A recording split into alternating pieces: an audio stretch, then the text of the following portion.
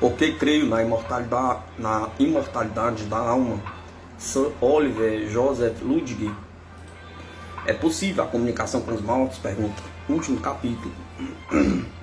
Já é tempo de um estudo das coisas invisíveis, tão sincero e ardente quanto o que a ciência nos familiarizou com os problemas terrestres. A ciência, como se sabe, não fica indiferente ao excepcional, ao catastrófico, ao miraculoso. Seu ideal elevado é a lei cósmica, e ela começa a suspeitar de toda lei verdadeiramente cósmica.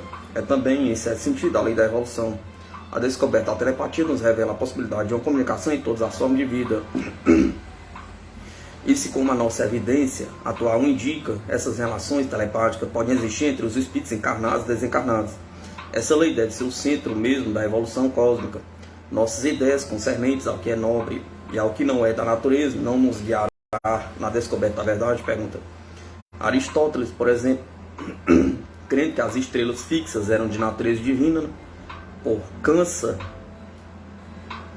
de seu afastamento, não teria considerado indigna a suposição de que elas consistem nos mesmos elementos dos seixos que magoavam os seus pés? Pergunta.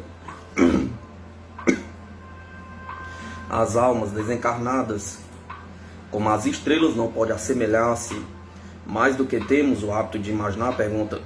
F.W. H. Mears, em Human Personality. Espanta-se alguém muitas vezes com os processos da comunicação mediúnica e se pergunta, mesmo se admitindo que tal seja possível, se é legítimo se conversar familiarmente, por não importa qual meio, com aqueles que são geralmente considerados sagrados ou desaparecidos. Eles não são, na verdade, nem uma coisa nem outra. E breve, o mundo aceitará esta verdade de um modo racional. Melhor para eles e para o mundo. É preciso vencer gradualmente dificuldades consequentes de um longo hábito e uma velha tradição por parte em parte pela experiência, mas antes pela leitura e pelo estudo. Assim eu me dirijo àqueles que encontram certa dificuldade, talvez mesmo uma objeção religiosa, na ideia da comunicação póstuma, e que se pergunta seriamente, é possível falar com os mortos? Pergunta. É passível para ele comunicar-se conosco de qualquer maneira? Pergunta. Não é possível nenhuma resposta a essa questão por meio de considerações a priori, a menos que seja uma resposta negativa, desdenhosa, baseada numa consideração muito apressada concernente à significação da pergunta. Se for verdade que os mortos não sabem nada, segue-se daí que eles não têm reais existências pessoais. E assim não pode ser possível comunicar-se com um ente que não exista. Mas isto é raciocinar às escuras. O melhor método de atacar o problema é de assegurar antes, pela experiência e pela observação, se a comunicação é passível. Em seguida, estabelecido o fato, deduzir que efetivamente os mortos sabem muito bem alguma coisa e que eles têm existência pessoal. A questão se apresenta então assim: como é possível comunicar-se com o que quer que seja, por inteligente que for, não se possuindo um instrumento físico ou um órgão para a conversação? Elo, pensamento em ação? Pergunta. Pelo pensamento em ação? Pergunta. Como é possível apreciar o pensamento mesmo? Pergunta. Uma resposta parcial é dada pela descoberta da telepatia, que parece ser um processo direto de transmissão entre os dois espíritos, mas permanece sempre que, para uma espécie qualquer de reprodução, de utilização, transmissão, processo físico é necessário, que é preciso, afinal de contas, um mecanismo fisiológico. É preciso aí um instrumento qualquer, não se segue que o instrumento empregado deva necessariamente ser propriedade da inteligência que se comunica. Um músico privado de seu instrumento favorito, poderia aprender a tocar no de outro, sem instrumento de qualquer espécie, mesmo que seja uma pena, a sua alma poderia estar cheia de música, mas essa seria silenciosa e incompreendida. Ela não poderia jamais ser reproduzida, não poderia ser, mesmo ser escrito por um instrumento inferior ou estranho, valeria mais do que nada. E poderia, talvez, uma vez ainda, traduzir qualquer expressão. Ora, os fatos da personalidade múltipla demonstram que, em certas circunstâncias excepcionais, um único corpo humano pode ser utilizado por várias inteligências, não apenas por uma. O dono normal dele, por assim dizer, pode ser às vezes expulso e ter o seu lugar tomado por outros. Eis a imagem, e é possível que essa imagem seja mais aproximada da realidade do que se pode pensar. Certas pessoas cujo valor no propósito de ampliar a nossa experiência é bem maior do que o que se saiba até aqui, tudo sacrificando ao permitir a utilização do seu corpo para a transmissão de mensagem a diversas outras pessoas, mensagens recebidas telepaticamente ou por qualquer outro meio de inteligência fora de sua própria.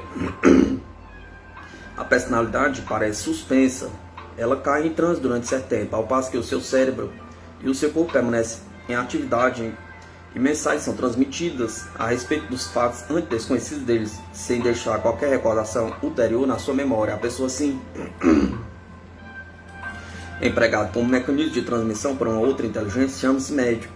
Há diversas espécies de mediunidade, esta não está sendo associada a uma inconsciência moral completa, mas em todos os casos parece ser uma variedade sã e útil do que se chama nos casos patológicos de personalidade múltipla.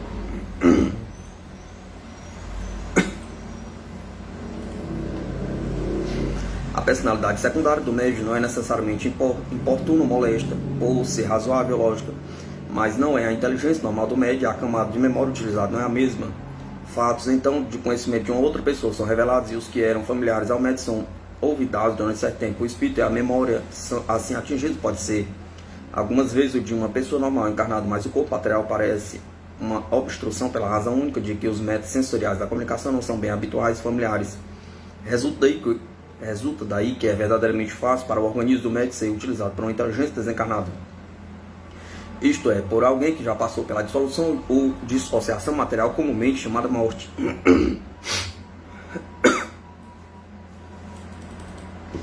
Quaisquer que sejam os outros métodos de comunicação mais elevados que possam existir, inclusive que se chama inspiração, a utilização corrente da faculdade de um médium, é autêntico que muitas pessoas estão familiarizadas com as mensagens assim recebidas. Muitos são relativos a acontecimentos domésticos desprovidos de qualquer significação pública, mas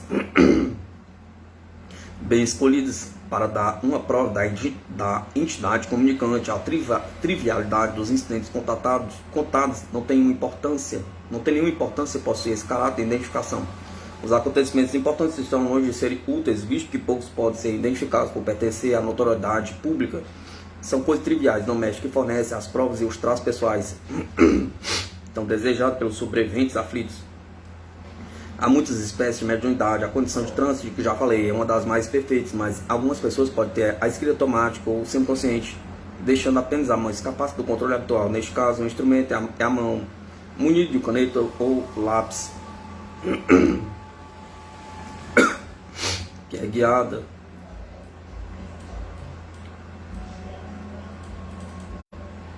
normalmente pelos músculos, enquanto que o sentido da mensagem é ignorado pela inteligência normal da pessoa que dela se serve.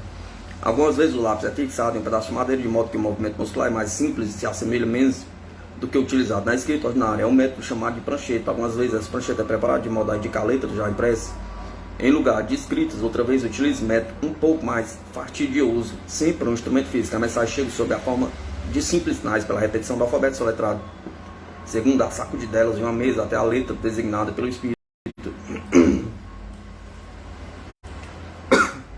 O movimento de uma mesa parece ser uma distração antiga e desdenhada antes que um método sério pareceria antes de um jogo.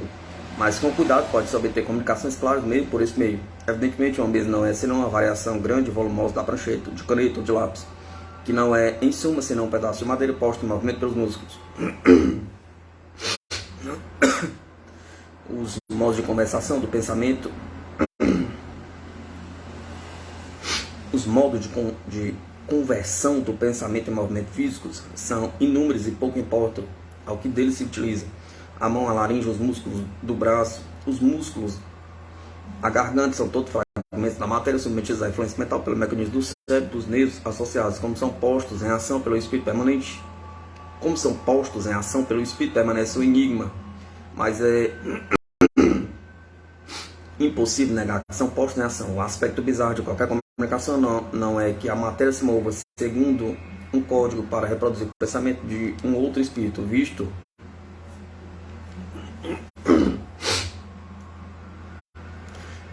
tal ser igualmente verdade para a palavra escrita.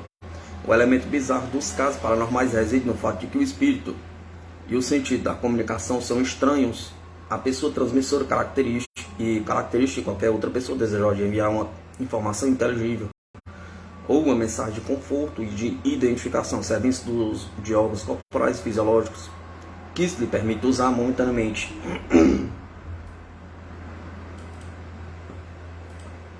Permite-me agora indicar qual gênero de mensagem pode receber. Alguns se reportam a fatos e experiências no além, gênero de vida, meio, condições, dificuldade, persistência, um interesse de um assunto terrestre, que são até certo ponto a razão de ser de tais comunicações. A abundância desses esforços de informações consta de volumes, e eles tratam mais do que chamamos de assuntos não verificáveis. Não temos nenhum meio de pôr a prova tais asserções ou de verificar o que há de verdade nessa mensagem.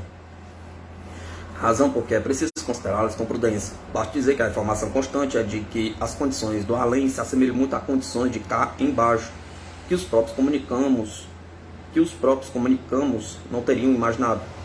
Elas falam de flores, de animais, de pássaros, de livras, de livres, de belezas, de todas as espécies. Afirmo que não sabem muito mais coisas do que nós, e que o seu caráter e a sua personalidade permanecem os mesmos, embora façam progresso, e que não são bruscamente transformados em algo de celestial, muito mais em infernal, que são os mesmos que dão descongosto e aptidões similares, porque estão em situações mais felizes e mais favoráveis, mais libertos das dificuldades, que as coisas ao seu redor são inteiramente sólidas e substanciais, e que são agora as velhas coisas que parecem quiméricas e evanescentes. Assim apenas se dão conta dos acontecimentos terrestres, salvo quando missões definidas lhes são confinadas para auxiliar os que deles precisam, ou quando pensamos neles, ou ainda quando fazem esforços espontâneos para chegarem até os que amaram e deixaram na terra. São grandemente sensíveis à amizade, à afeição, e menos tímidos e mais prodígios em exprimir os seus sentimentos que na ocasião em que estavam aqui. Eles não parecem achar em uma outra região do espaço, mas estão em relação íntima, associados diretamente com a sua nova ordem de existência. A mesma faculdade construtiva que inconsciente durante o seu longo período de evolução é chamada a constituir o seu amigo, constituir o seu antigo organismo visível pelo arranjo de partículas materiais. Parece capaz de continuar sua tarefa sob condições novas que lhes dá um outro corpo ou modo de manifestação, utilizando tal substância que aí se acha disponível, que isso pode hipoteticamente supor o seu éter.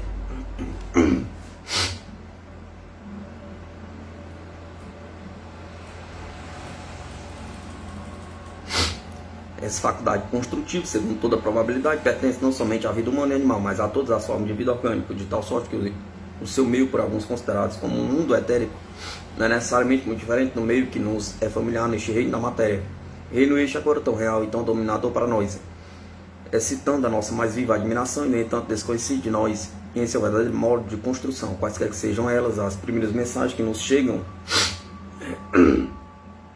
não são de um caráter descritivo, elas representam tentativa para nos convencer e não para nos embalar, antes para nos fazer realizar que os nossos chamados desaparecidos estão sempre ativos e vivos, e que eles são tão felizes quanto lhe permitimos. A nossa dor lhes faz sofrer, mas de outro lado acham a sua nova vida cheia de interesse, de auxílio, de uma espécie de alegria. As primeiras mensagens são mensagens de afeição, depois vem essas pequenas recordações de família, que são muitas vezes bem claras e satisfatórias para aqueles a quem são destinados, embora para os estranhos tenha de tal modo necessidade de explicação que perdem muito de seu interesse. Referência a pequenos nomes e animais favoritos, a acontecimentos vários, a ligeiros contratempos ou acidentes. Todas essas coisas parecem voltar à memória quando se faz um esforço para considerar uma mensagem de identificação espiritual. Ainda que a transmissão clara e correta dos nomes seja algo difícil para a maior parte dos médicos, embora a importância dos nomes como prova seja facilmente muito apreciada, todavia os nomes são bastas vezes dados espontaneamente, particularmente os nomes de um caráter íntimo e privado. Uma pergunta feita inesperadamente, tal como um pedido de prova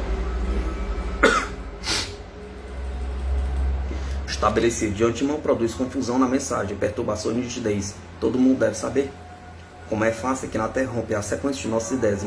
Muita ansiedade por parte do consciente é prejudicial. Calma, paciência são necessárias. As primeiras mensagens, entretanto, são muitas vezes estimuladas por um desejo aparentemente vivo de aliviar os sobreviventes de alguma ansiedade, de algum suspeito, de algum mal entendido ou de alguma atribuição que projete uma sombra sobre as suas vidas.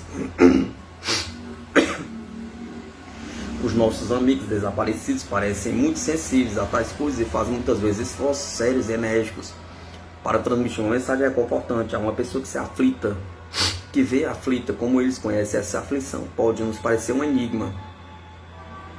Tais coisas são experimentadas por nós, entretanto, de um modo obscuro, e em nossa própria vida terrestre eles podem fazer sentir mais vivamente, despertar mais remorso lá em cima do que aqui embaixo.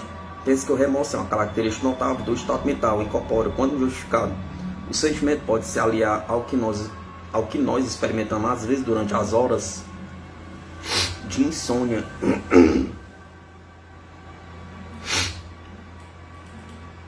A possibilidade de telepatia, pela qual as impressões mentais de um caráter profundo podem influenciar outro. Espíritos desencarnados parecem provavelmente fornecer um outro meio, graças ao qual o sentimento dessa espécie pode ser hipoteticamente despertos. Como quer que seja, a percepção do sentimento dos sobreviventes é um fato negável, e um dos grandes méritos das comunicações recebidas em tais casos é o alívio e o conforto que eles fazem aos que se acham do outro lado do véu. Nos tempos de tristeza geral, essas mensagens são necessárias e bem numerosas. Elas nos vêm de todas as maneiras. Não provável que os mortos riscados da vida terrena em plena juventude estejam em paz, se certificar de que os que amam se lamentam indevidamente de sua perda e arruinam o que resta de sua vida aqui. Eles podem duvidar do seu poder de penetrar o véu, e muitas vezes duvidam mesmo disto, mas com o auxílio de um amigo ou por outro meio, quaisquer descobrem tal possibilidade, estão prontos a fazer os seus melhores esforços para despertar aqueles que aqui ficaram um desejo semelhante, a fim de que, de um modo ou outro, se dotar de uma comunicação, talvez de caráter muito subjetivo, se estabeleça.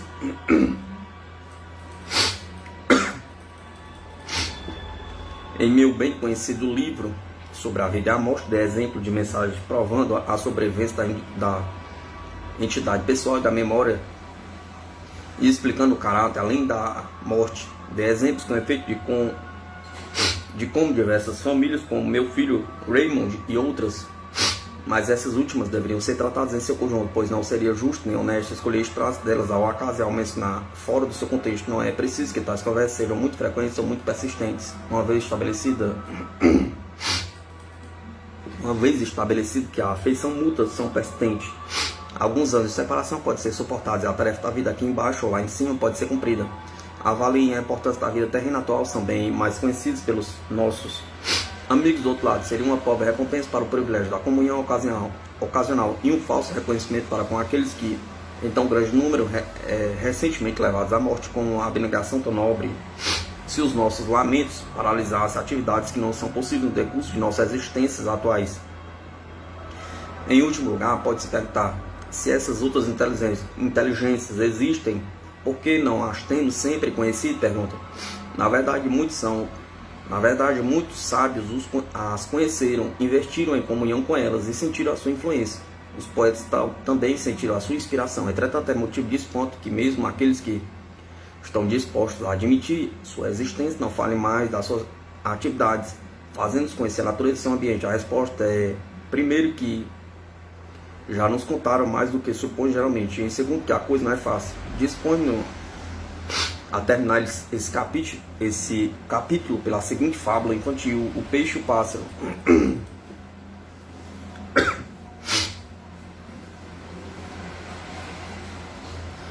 Um solitário linguado se distraía nadando em direção a mais de um lago escocês. O caso faz com que uma andorinha voejasse perto dele, rasando com seu voo a superfície da água. O peixe, embasbacado com essa aparição indistinta, murmurou: é verdade, há seres vivos lá em cima. Sempre pensei que tal fosse possível. Bem que se viram sombras e outros indícios, os nossos que nadam livremente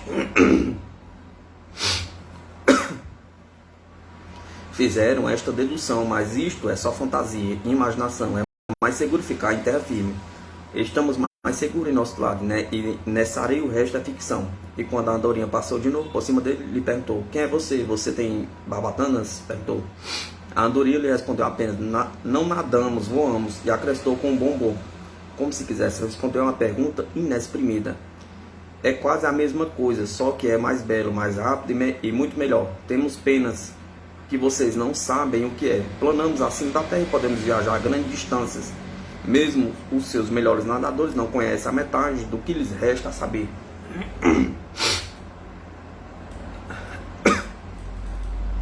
O peixe permaneceu silencioso e espantado durante certo tempo, mas logo recuperou sua habitual presença de espírito e começou a responder com volubilidade e sem hesitação: isto é extraordinário e podemos acreditar na sua existência. Alguns dos nossos dizem que sabe voar, mas em todos os casos só por um pequeno espaço.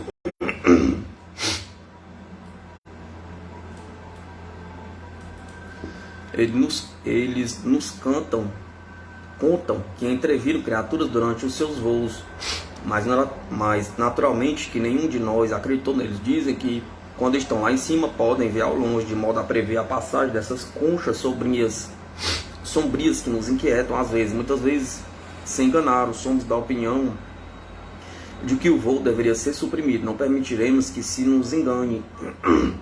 A andorinha planou um momento, escutando esta confissão, e assim respondeu, lançando um olhar para cima: vocês fazem muito bem em não se deixar enganar, mas pode ser que haja apenas uma espécie de engano.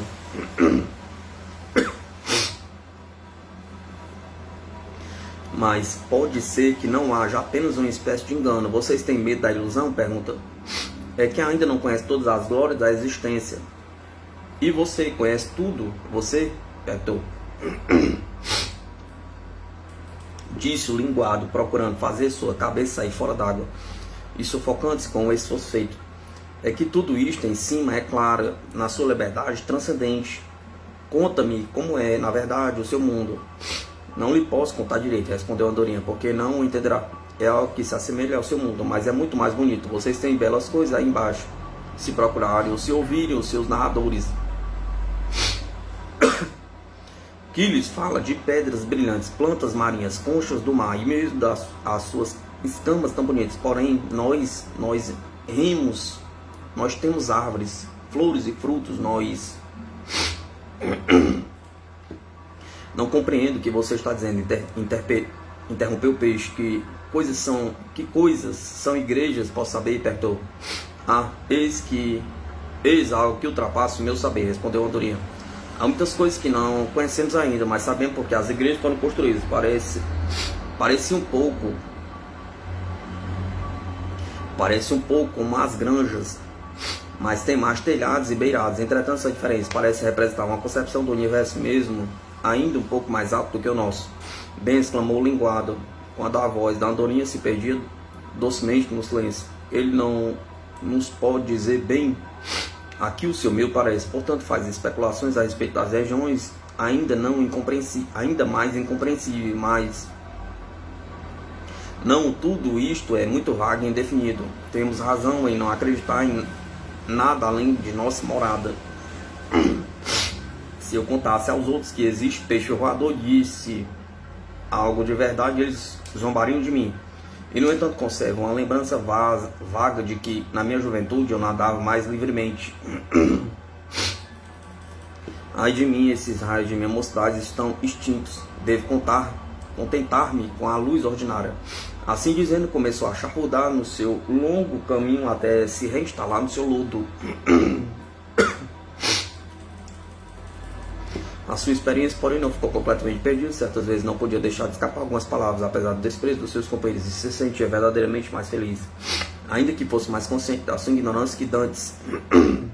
Todavia, continuava a se perguntar, ainda porque o pássaro não pudera dar maiores informações sobre a natureza do mundo de além. Perspectiva, breve resumo. É a minha chama de vida, e a minha chama de vida desaparecerá nas vossas profundezas e alturas, pergunta. Através das portas que vê no horizonte, me chega um raio de que está mais alto, dos últimos poemas de Tennyson.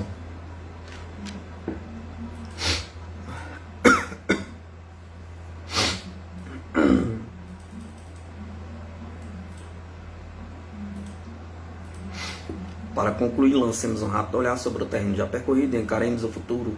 As nossas vistas começam a ampliar-se de todas as maneiras, elevando-se de sua atenção somente sobre a Terra, para a compreensão do mundo infinito, de que a nossa Terra é uma porção integral. Penetramos já nos interstícios dos próprios átomos de que a Terra é composta. Encontramos por toda parte um sistema de lei que governa o imenso e infinitamente pequeno. Não somente a Terra, não sendo a Terra uma exceção, começamos a ser forçada a estender a nossa concepção cósmica ao domínio da vida e do espírito. Procuramos o imperecível, o perfeito, o real, e achamos mais atributos no próprio espaço. É lá e não na matéria que está a nossa habitação permanente, lá que achamos o veículo físico que utilizamos agora e que continuaremos a usar sempre. Os nossos corpos materiais se gastam e somos obrigados a deixá-los na terra. Nenhum objeto material é permanente, cedo ou tarde cai em ruínas, mas a alma de alguma coisa não se acha na sua aparência material. O lado material de um quadro é a tela e as cores, nada mais poderia ser descoberto pelo microscópio. Porém, por tal exame, não existe nenhum quadro. A alma ou a significação, a realidade desaparece desde o instante em que o objeto material foi assim considerado analiticamente. Acontece o mesmo com os nossos corpos. Quando dissecados, não só os músculos, nervos, vasos sanguíneos, um mecanismo maravilhoso, mas nenhum exame análogo pode descobrir nele o espírito. O espírito utiliza e domina a matéria, usa para fins de demonstração e execução, emprega como veículo de manifestação, mas é um erro capital identificar o pensamento e a personalidade sem qualquer aglomeração de átomos. O cérebro é a massa mole de matéria misteriosamente combinada para reagir sobre a ação do pensamento, para receber e transmitir impressões, mas o cérebro não passa,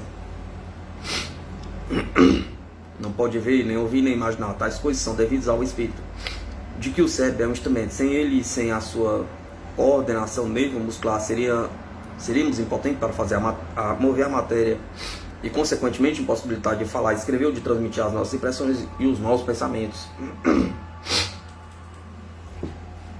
O nosso corpo material é aglomerado de átomos habilmente unidos em uma estrutura maravilhosamente engenhosa e perfeitamente adaptada. Cada parte dele tem a sua função particular e nós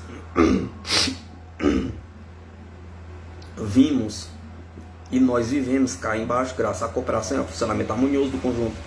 É assim que vivemos na Terra e convivemos entre pessoas construídas como nós. As partículas de que o nosso corpo é composto provêm da união da substância animal e vegetal, coordenada pela entidade psíquica interior, que se pode chamar de vida e alma, coisa que não pretendemos compreender. Mas é aí que se situa o eu calado da memória e não no mecanismo. A orelha não ouve, mas o mecanismo da audição ouve, pois ela não é senão um mecanismo, como o telefone é um mecanismo. O olho não vê, do mesmo modo que um aparelho fotográfico não vê. Somos nós acionados por vibrações. Nós interpretamos sensações como uma paisagem, uma obra de arte, um poema, uma pintura. Quando ouvimos as palavras, o que percebemos não são senão vibrações atmosféricas. O sentido dos animais as percebem do mesmo modo, mas eles não têm um espírito para interpretar. Esta faculdade de interpretação é surpreendente. Acabamos de aprender por certas invenções engenhosas como interpretar as ondas etéreas para traduzi-las em harmonia e em inteligência. Confundir o nosso verdadeiro com o seu instrumento é uma imbecilidade.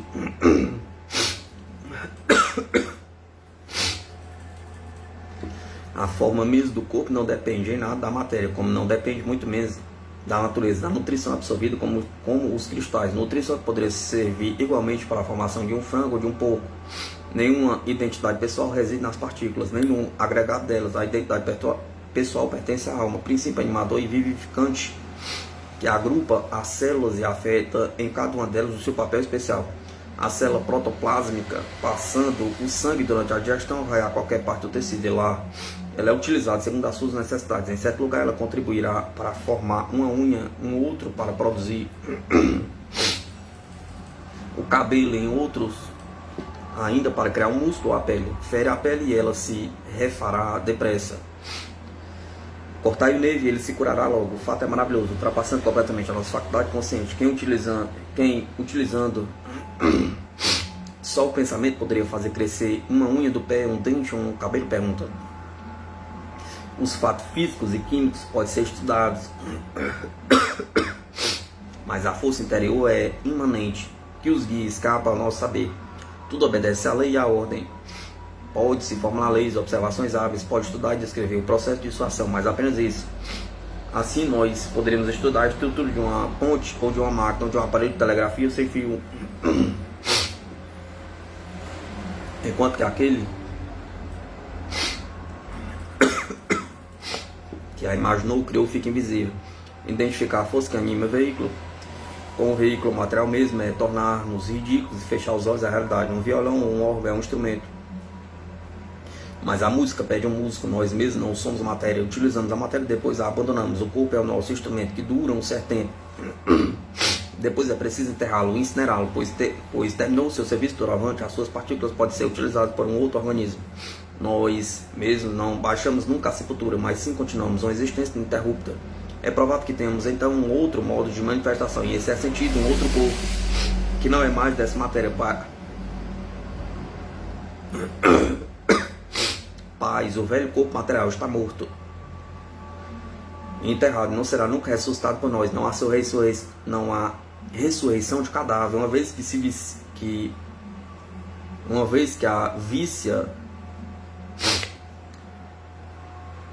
que a vida o deixou completamente. Não seria uma ressurreição gloriosa, seria sim um milagre bizarro e inexplicável, ou bem um grande terror.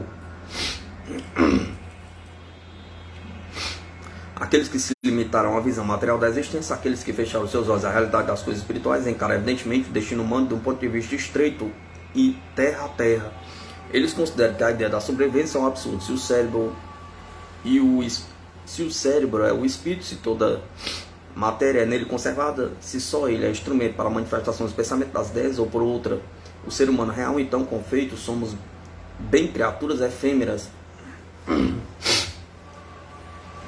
vivendo alguns anos e retornando em seguida ao pó de onde viemos. Vida fútil, sem continuação, sem significado. Todas as nossas esperanças, toda a nossa fé e o nosso amor, todas as nossas alegrias, as nossas dores e os nossos sacrifícios são sem nenhum valor, desfeitos e terminados como uma história acabada. Para semelhantes teóricos, a única noção possível da sobrevivência seria a ressurreição do mecanismo corporal. Tal processo, a justo título, se chamaria necromância, isto é, uma empresa limitada ao cadáver. Houve uma época em que se acreditava firmemente que os túmulos liberariam os seus mortos, que haveria uma ressurreição geral, e que os pobres aglomerados de partículas materiais usados e abandonados seriam reunidos de novo para serem ou torturados ou rejubilados eternamente. Emancipai-vos de uma superstição tão grosseira. Onde está a verdade? Pergunta. Contrariamente a tais afirmativas, a verdade é que não estamos destinados a morrer, que não sofremos desgaste, não temos uma existência permanente, além da vida do organismo material, herança comum da criação animal, que é o espírito criador e o diretor que constitui verdadeiramente o nosso eu e que persiste fora dos acidentes que possam sobreviver ao corpo. Sensível, entretanto, aos males que possam assaltá-lo, podemos subir às alturas inexprimíveis e descer a profundezas correspondentes. O elemento permanente do homem é o caráter, a vontade. É ele que determina o destino do homem. Somos bem superiores ao mecanismo, não somos conduzidos por ele. Não corremos sobre trilhos como os trens, não temos lemes e somos livres escolher os nossos caminhos. Muitos dentre nós estamos contentes se podemos evitar os obstáculos, a caminhar livremente pela estrada, pela grande estrada. Mas agora podemos fazer mais. Tem, por assim dizer, asas, podem planar. Ao menos durante certo tempo, acima das penas da vida habitual, podem ganhar a liberdade de atingir a beleza, cantar, conhecer a fé e encorajar os homens e partilhar de sua aventura diante da beleza e a majestade do universo, a qual começa a entrever a luz. A perspectiva esplêndida que se apresenta diante da entidade em estado de ver, de compreender, tornar-se a esperança, a inspiração da raça humana neste planeta. Este planeta, Terra, é a região das almas que lutam e têm aspirações, mas que estão entravadas e, no entanto, estão fortificados pela sua associação disciplinar com a matéria. O homem, tal como conhecemos, é um produto recente da evolução que não soube ainda controlar sabiamente o seu invólucro material. Ele se engana gravemente sobre a importância relativa das coisas, mas escritores inspirados lhe assegurarão que pode conseguir a sua salvação só pelos seus próprios esforços. As sementes de boa vontade já foram lançadas. Quando elas florirem, as gerações futuras herdarão um paraíso terreno digno do longo trabalho de preparação, de sofrimento e de esforço que foram a obra das primeiras etapas. A Terra será então verdadeiramente um corpo celestial e o reino do céu a nossa última recompensa.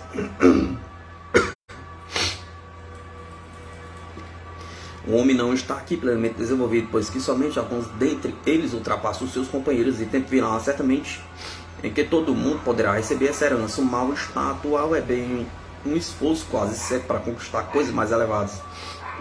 Um sentimento de que este mundo não pode ser tudo, que a instrução e o repouso valem bem uma luta.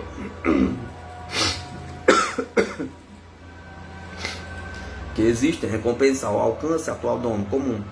Alguns desses esforços são terrivelmente falsos, egoístas, perturbam os idealistas no seu sono, porém mais cedo ou mais tarde todo este caos será refeito. A humanidade está no início de sua evolução e ainda resta muito tempo diante de nós. O homem e sua raça tem diante de si uma perspectiva magnífica se almejarmos firmemente a justiça e direito, que se procurarmos auxílio e direção certamente iminentes, se buscamos verdadeiramente compreender o que é a significação da existência, pondo as nossas vontades em harmonia com o esforço sublime, então chegaremos à paz e à ideia de serviço que representa a liberdade completa. Falo do auxílio e da direção, são realidades que ninguém nos possa aceitar, mas serão nossas se as buscarmos. Muitos viveram e lutaram na Terra e eles não desapareceram. Neste grande universo, nada de real desaparece. Esse real pode estender-se além do nosso alcance, mas não deixa de existir. Os próprios atos parecem ser permanentes.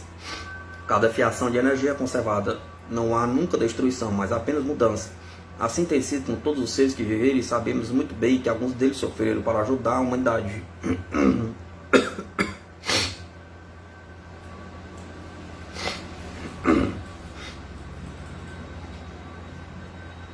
Pensais vós que eles não trabalham mais, que agora repousam e que nos abandonaram? Pergunta. Não, nunca, não estamos sós. Nós não somos senão uma parte dos seres que lutam por condições melhores. Um grande exército está em atividade, não para destruir, mas para obra de regeneração, de ajuda e de orientação. Ele não abandonou a luta, de que se ocupa sempre, agora a completa, de um ponto de vista mais elevado.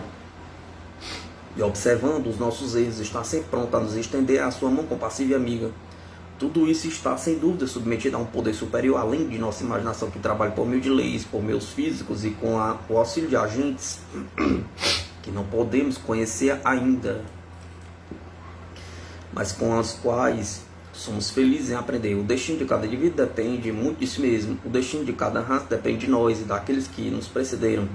Somos colaboradores deles. Essa condição mais feliz, que se chama Reino do Céu, é só o começo e o fim. É o começo e o fim. Um dia será alcançado na Terra. Poderes imortais trabalham para tal fim. Vontades rebeldes o retardo, o egoísmo a ele se opõe, mas certamente que as forças do bem serão mais fortes e terão finalmente sua vitória. Esta é uma terra maravilhosa, a bela, e cada vida terrestre tem evidentemente uma importância imensa no plano geral. O nosso grande ideal será realizado. Um dia a humanidade se elevará até as possibilidades que ela começa a entrever. Ela já produziu Platão, Shakespeare, Newton, tais cimos de montanhas que refletem na aurora os raios do sol sobre prados e vales, e quando o homem comum atingir tais altitudes, quem serão os cimos? Pergunta. Fim. Porque creio na imortalidade da alma. C. Oliver Joseph Ludwig.